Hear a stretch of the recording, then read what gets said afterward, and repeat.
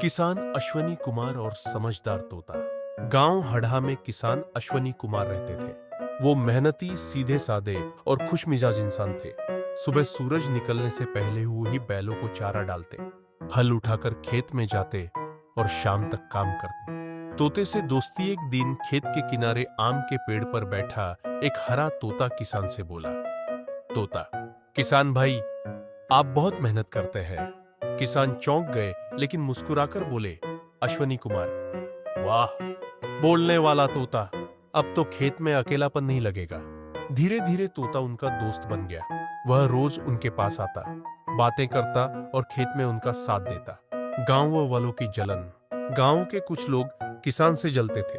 उन्हें लगा यह तोता जरूर जादुई होगा, अगर हम इसे पकड़ लें तो अमीर बन जाएंगे। एक दिन उन्होंने जाल डालकर तोते को फंसा लिया। किसान की दया। तोता घबरा कर बोला, तोता, किसान भाई बचाओ। अश्वनी कुमार दौड़े और जाल काटकर तोते को आजाद कर दिया। गुस्से में उन्होंने गांव वालों से कहा, पशु पक्षी भगवान का तोहफा है, इन्हें पकड़ना पाप है, मेहनत करो तब फल मिलेगा। गांव वाले शर्मिंदा होकर लौट गए। तोते का वरदान। तोता भावुक होकर बोला, तोता, अश्वनी भाई, आपने मेरी जान बचाई। मैं साधारण तोता नहीं हूं, मेरे पास वरदान देने की शक्ति है। आज से आपके खेत में हमेशा दोगुनी पैदावार होगी। किसान ने कहा, मुझे बस इतना चाहिए कि मेरी मेहनत कभी बेकार न जाए और गांव में कोई भूखा न सोए। चमत्कार। अगले मौसम में सचमुच चमत्कार हो गया।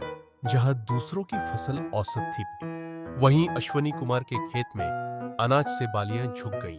सब हैरान थे।